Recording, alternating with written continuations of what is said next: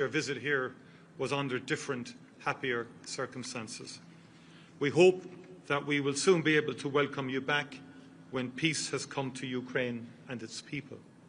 You so richly deserve it. But your visit comes at a critical moment for Ukraine and for Europe. And your decision to visit today underlines to me the value you place in the friendship between Ukraine and Ireland. Ours is a relationship built on shared values, freedom, democracy, the right of all states to determine their own future, values that the people of Ukraine have sacrificed so much to defend and to protect. The brutal and illegal war that Russia has waged on Ukraine and that it continues to prosecute has brought devastation and destruction to people, to communities and infrastructure in Ukraine. President Putin has shown a complete indifference to the value of human life and to international laws and norms. Even as efforts to bring the war to an end advance, he seeks to gain advantage at the negotiating table by intensifying Russia's relentless onslaught on the front line and on Ukrainian cities and infrastructure. He must never be allowed to succeed. Ireland is a small country, and like all small countries, we rely on the rule of international law for our security and safety. We believe in the principles of the United Nations Charter, in the sovereign equality of all states, and in the obligation on members of the United Nations not to use or to threaten the use of force against the territorial integrity or political independence of any state. Ukraine has a right to live in peace and freedom, and the people of Ukraine have shown great courage and resolve in defending themselves and in seeking to vindicate their rights. Ireland stands with Ukraine in affirming these principles and these rights. It is shocking that the people of Ukraine are subject to nightly onslaughts of Russian missiles and drones. The people of Ukraine deserve to be safe in their own homes. Their children deserve to sleep safely in their own beds. Ireland will continue to support the people of Ukraine for as long as it takes. To date, Ireland has provided over €340 million in financial support to Ukraine, including over €170 million in humanitarian supports and €166 million in non-lethal military assistance. And today I am pleased to announce that we will provide a further €100 million in funding for non-lethal military assistance and another €25 million to help Ukraine support its energy system. Russia is deliberately and cynically targeting energy plants and infrastructure in Ukraine, knowing how difficult winter can be and hoping to weaken the resolve and morale of the Ukrainian people. We are making our contribution to help to ensure that Putin does not win. We have in addition also, of course, invested significantly in providing a safe haven for Ukrainians who have sought refuge from the war in Ireland. In our meeting today, the President and I discussed how much we both value the strong and positive relations between our countries. We are both committed to seeing them continue to strengthen and to grow in coming years. The focus for now must be on how Ireland can help Ukraine defend itself and its people. But peace will come to Ukraine. I profoundly hope that day will be soon, and Ireland will be ready to work with Ukraine and our international partners to help underpin that peace and to support Ukraine in its journey of recovery and reconstruction. Today we signed the 2030 roadmap on the Ireland-Ukraine partnership, an agreement to strengthen our bilateral relations, including in areas such as cyber resilience, educational cooperation, including between universities and technical institutes, and culture. We are also both focused on how we can further strengthen economic ties between us, including business-to-business, trade and investment programmes. After our meeting here, we will both attend the inaugural meeting of the Ireland-Ukraine Economic Forum, a chance for businesses here to hear directly from the President on economic opportunities for trade and investment in Ukraine. Ireland believes that one of the most important guarantees of Ukraine's future security is its membership of the European Union. Ukraine is part of our European family. It shares the same values. It belongs in the European Union. We will continue to work, including when we hold the EU presidency next year, to advance negotiations on its membership as much as we can.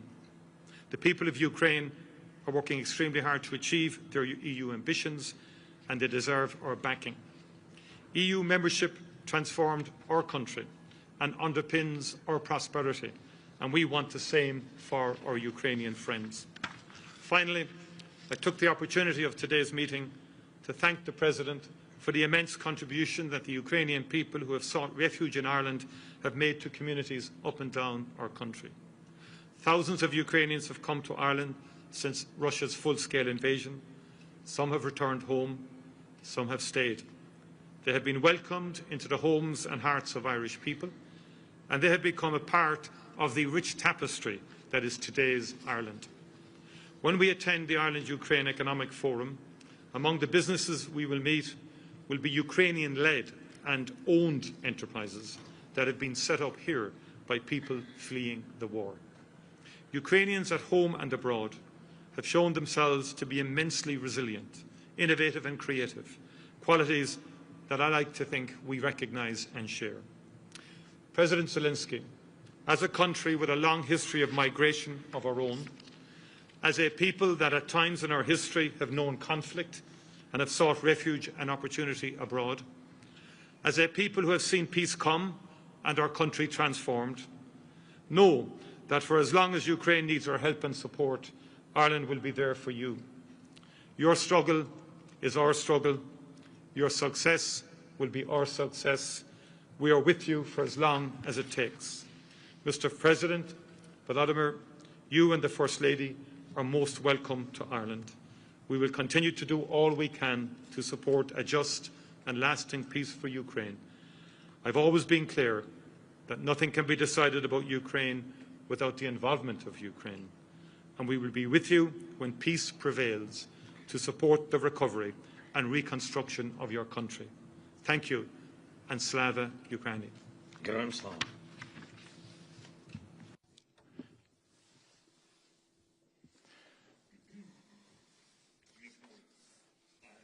Mr. Micheál, dear Taoiseach, our dear team of Ukrainians present here,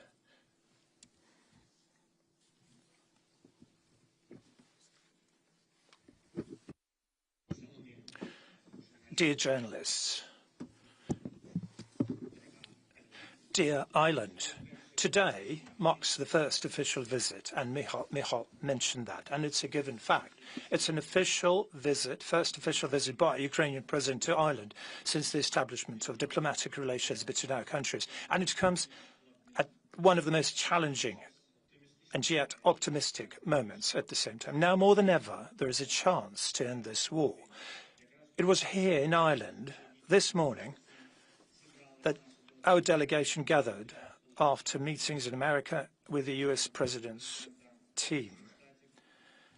And there are now 20 points that were developed in Geneva, and they were worked upon additionally and finalized in Florida. Some things still need to be worked out from what I saw.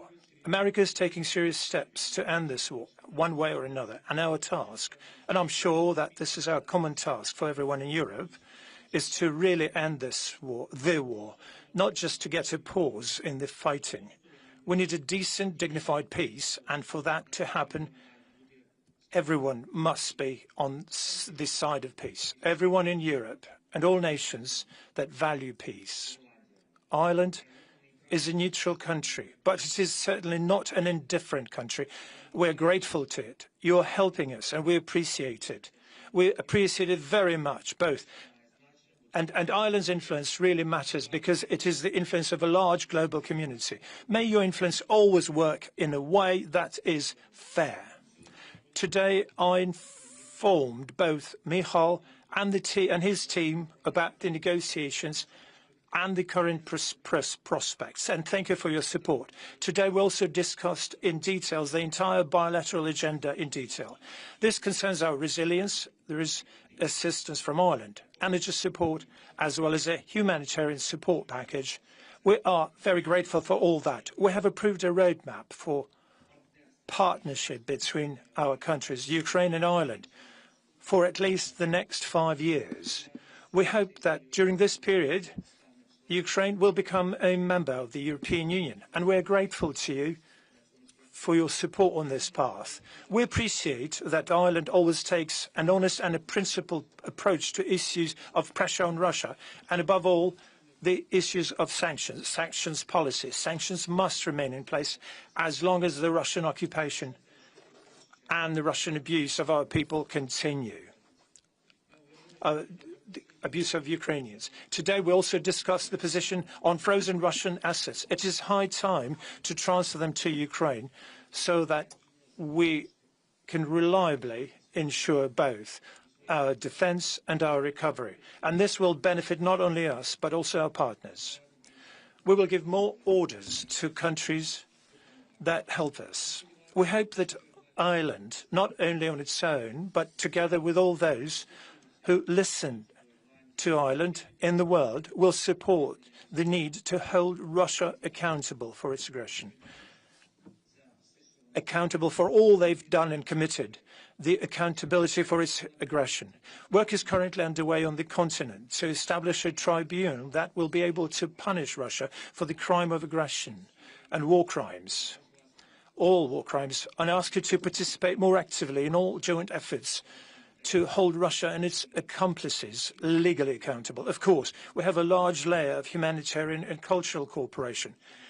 And the First Lady of Ukraine is with me on this visit. Olena is expanding the Coalition of Ukrainian Studies, which will be a global coalition, and we invite Ireland to be part of it. Today, 3 Irish universities joined our Coalition of Ukrainian Studies, and we thank you for that. And of course, I would like to express my special gratitude to the Government of Ireland, to all the communities of Ireland, to every Irish home that has sheltered our people here. It is not easy.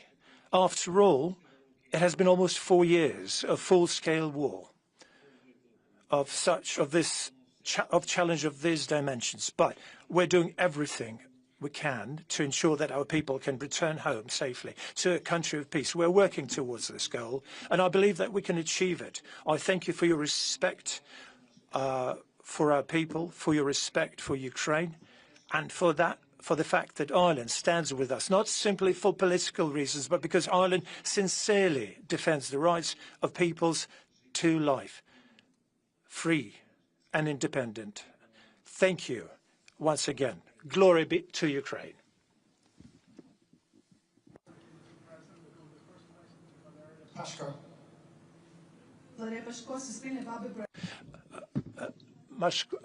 Suspilna, Public Broadcaster of Ukraine. First question to you, Mr. President. You mentioned the peace plan. The special envoy of Trump went to Moscow after the negotiations with Putin. Further steps will have to take place. Will Europe be part of this process? And there are also points that are not frozen assets. So do you see any possibilities of reaching the final agreement at the EU Council in December, given all the concerns and demands which Belgium has expressed before? Thanks. Thank you so much, Micheál. Thank you for your question. First and foremost, there will be a meeting of the American delegation in Russia. We will be awaiting for respective signals from them. They would like to report immediately after the meeting, specifically to us. I think based on these signals, depending what they will be like, will depend the future of our future steps. These steps will be changing today almost on an hourly basis. We will be getting signals, and if those signals are going to work as fair play, if it's a fair play with our partners, if it's going to be perceived as fair play by our partners, perhaps we will then meet very soon. We will soon meet with the American delegation. At what level we'll see, it depends again on the signals we're going to get. If the signals are going to be like, that will give us the opportunity and a chance of quick for quick solutions, global and quick solutions, then the level will be high. If this is still going to be at the level of dialogue, there's been a lot of dialogue, but we need results. Every day our people are dying. With all due respect to all nations of the world who are supporting and helping us, some of them do, some of them don't, unfortunately. It's Ukrainians who are dying. The dialogues can continue, of course, but we need the results. We need the outcome. We can simply talk, or we can achieve the maximum results so we could bring the end of the war closer. I'm prepared to support all signals. I'm prepared to meet with President Trump. It all depends on today's talks. Thank you. And could I say, first of all, I endorse that message very strongly. A peace settlement is required. A ceasefire is required. Too many people are dying in what is a terrible and horrific war. In relation to the immobilised assets, the Irish position is very clear. We support the utilisation of the immobilised assets to fund the reconstruction of Ukraine and to support Ukraine financially. We support the Commission's proposals in terms of a collateral loan on the back of these immobilised assets towards that objective of supporting Ukraine financially and also the reconstruction. The principle underpinning our position is that when the UN Charter is violated in such a brutal manner, when there is devastation of civilian infrastructure, energy infrastructure, of cities and so forth, there has to be a deterrence against such behaviour into the future. And in my view, the application of the immobilised assets represents both a deterrence to future activity. There has to be accountability, there has to be some responsibility on the aggressor who has wreaked such devastation on a country. Secondly, there's a very practical issue of the enormity of the reconstruction of Ukraine and the cost of that, and who's going to pay for that. It cannot just only be the European taxpayer. Europe did not start this war. Europe tried everything to prevent this war. European leaders, I witnessed their reports back to us when they pleaded with President Putin not to invade Ukraine. So that is our position. I hope that the December meeting will come to a conclusion. We fully respect the concerns of the Belgian government, fully respect, and these issues have to be ironed out, and it has to be a collective agreement across the European Union. And yes, it will be challenging to get that collective agreement, but Ireland's very clearly supportive of the Commission's position. Thank you. Next question to Paul Cunningham. Paul Cunningham from RT. Lascovo prossimo di Irlandi, pane Presidente. If I can ask you first, you mentioned the need for a fair and decent peace plan. Some believe that your Parliament faces a real dilemma, either a bad peace deal soon or a worse peace deal next year or the year after, given some Russian advances in around towns like Pokrovsk, which they claim to have taken. What's your response to that analysis? And Taoiseach, you mentioned about the big push for Ukraine to join the European Union. We have many tens of thousands of Ukrainians here who are on temporary protection. If they're going to be joining the European Union, can't you make a one-off to ensure that they will be able to apply for citizenship and they wouldn't have to wait 5 years, because at the moment the clock hasn't started ticking because they're under temporary protection? Thank you.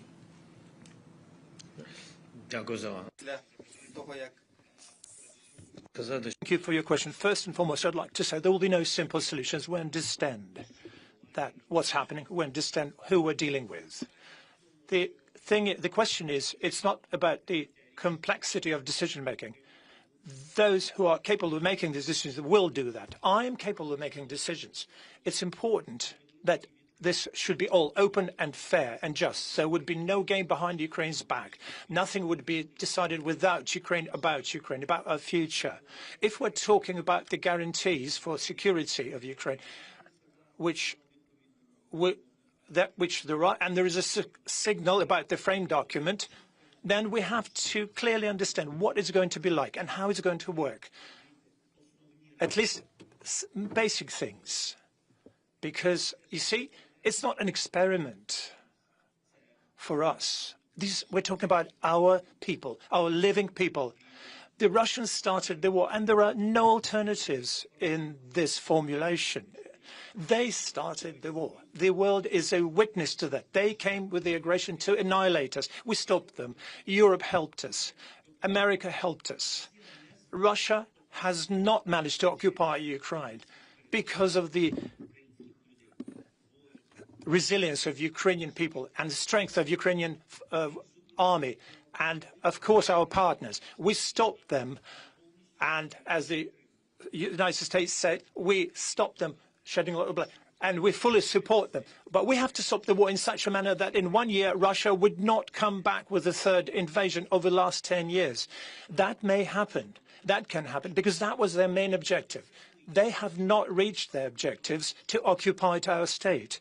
I'm not sure that their objectives changed. They could have postponed their objectives, but we need support, a defense for that. What will happen tomorrow when our soldiers will go back home, fairly go back home? Unfortunately, not all of them. Many of them won't come back home alive anymore. When they go back home, become engineers, teachers, various professions, and they'll come back, but the Russia will continue building up their army and defenses, preparing for the next invasion. Who can tolerate and endure that? Our people are strong, but with all due respect, that's why we want a certainty. We're grateful to the United States for the fact that they are prepared to be a guarantor of this security. But we want these guarantees. We want to understand this. We're grateful to Europe. We are grateful for Ukraine being seen in the European Union. And for us, it's important when this century or next century we're going to be in the European Union. So a certainty for Ukrainian people is what we need. Was one of the early advocates and supporters of Ukrainian membership of the European Union. It is a critical part of the future security of Ukraine, but also as a country that has experienced the transformative impact of membership of the European Union, we believe the Ukrainian people deserve to experience similar transformative impact of being a member of the European Union, and that would give freedom of movement to all Ukrainians and all Europeans, which is a very basic principle of the Union. We don't contemplate advancing that in advance of membership, although what we're endeavouring to do when we assume the presidency of the European Union in the latter half of next year is to accelerate the enlargement agenda. That is one of the key objectives for the Irish presidency, to see can we get chapters negotiated. We've discussed that, and we'll be very proactive in that regard. We will continue to engage with the Ukrainian community in Ireland, and obviously we understand it's under the BOTP at the moment, the directive, but obviously we're going to have to work with the Ukrainian community who've been here for quite some time now since the war. Many have come, many have gone back to Ukraine or elsewhere, and many are contributing in terms of work and in terms of setting up businesses as well. Okay, thank you. Jennifer from Bloomberg. Hi, President. A question for you. You said that the latest plan that emerged from the recent talks looks better. Can you give us some details of what's in it? And do you have plans to meet with US Envoy Steve Witkoff in the coming days? Thank you. Yesterday, and with him and with all his team, and we spoke. I think I already answered on your question that we are waiting for the results in America-Russia negotiations, today's results, and I will react according to the results.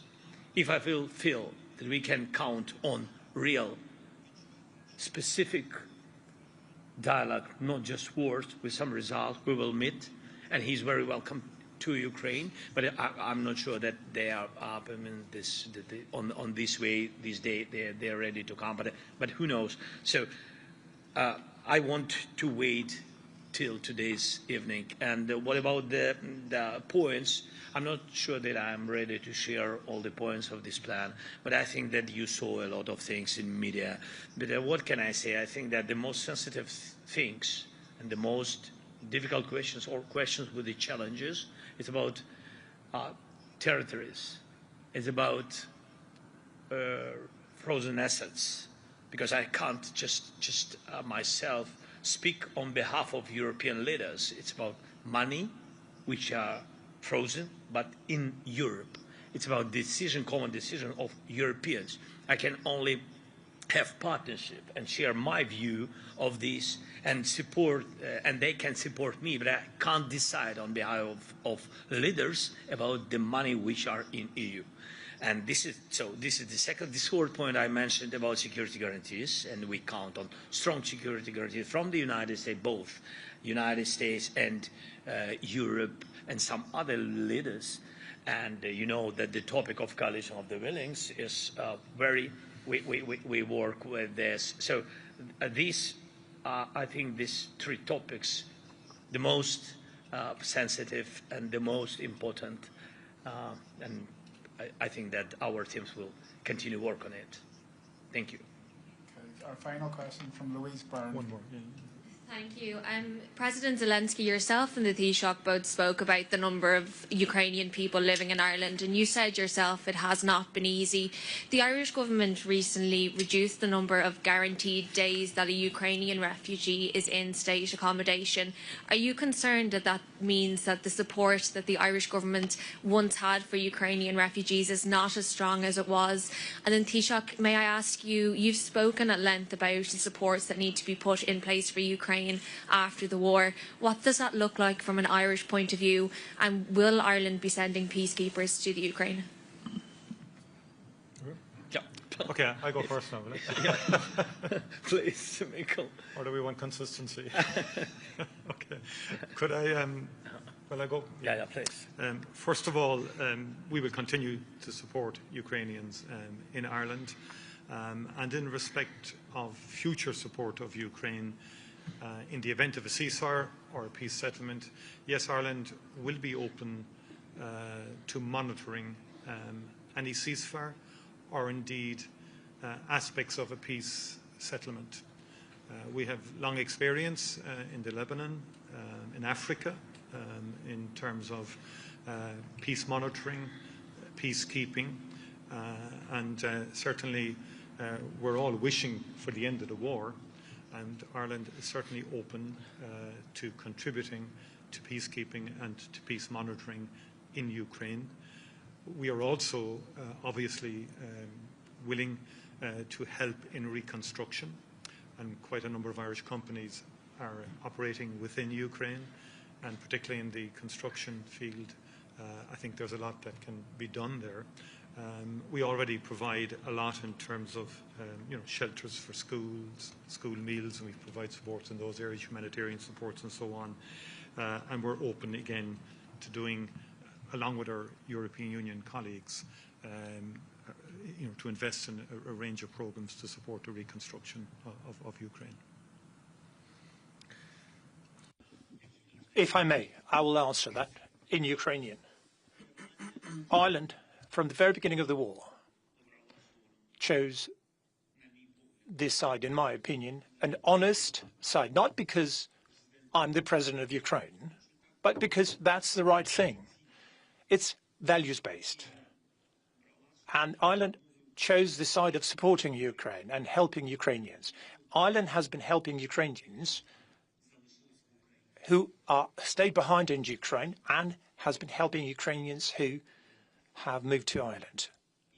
And we're grateful for that.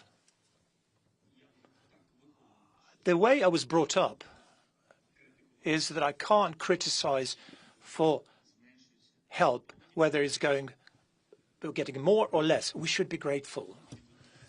We should be grateful and not to forget about this. And I do believe very much that you've been doing this not just to help us simply, but you've been doing this because you understand what we were going through.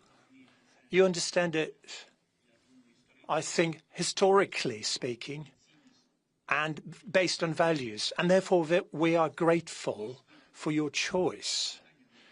The question is not about the size of help assistance. It's about the choice. Thank you. Thank you. Thank you. Be careful. Oh, okay.